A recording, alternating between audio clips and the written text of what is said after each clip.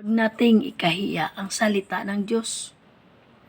Kasi kadalasan tayo mga tao, pag makakarinig tayo ng sharing about words of God, sasabihin nila, babaliw ka na.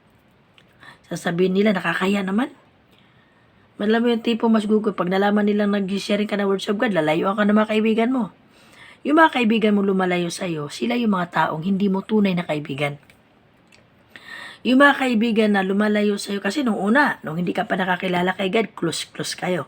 Super close kayo. Nung time nakakilala ka na kay God, lumalayo na sila sa'yo.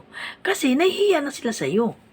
Tingin nila sa'yo, baliw ka na. Tingin nila sa'yo, wala ka ng kwenta. Yun ang katotohanan.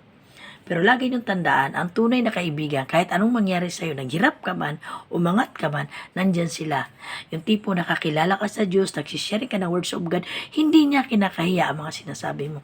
Yung tipong pinagmamalaki ka niya kasi nagpapasalamat siya dahil nakakilala ka sa Diyos. Yun yung tunay na kaibigan. Tandaan natin yan. Huwag natin ikahiya. Huwag natin ikahiya ang salita ng Diyos.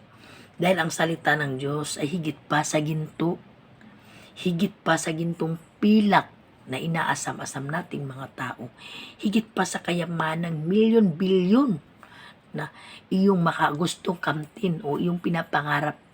Yung mga tao mayayaman, pinakamayaman sa mundo na nakahawak ng bilyon-bilyon, higit pa ang kayamanan ng mga taong nakatumatanggap sa salita ng Diyos. Tandaan nyo yan mga kapatid, walang katumbas ang halaga ng mga taong may takot at respeto sa Diyos.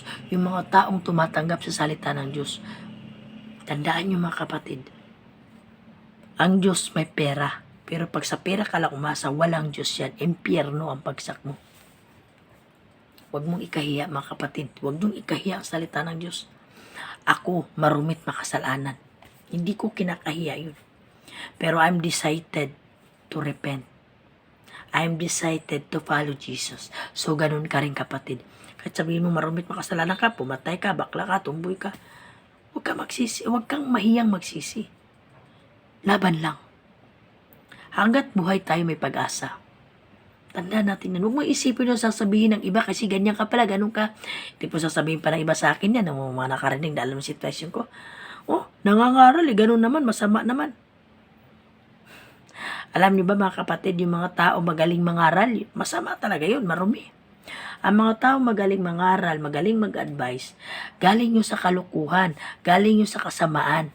Yung mga pinapangaral namin, mga nilalabas namin sa bibig namin, yun yung mga dinanas namin, o mga narinig namin, o nabasa namin, na pinagbabayin namin para makarating sa iyo na hindi malang mangyari sa buhay mo.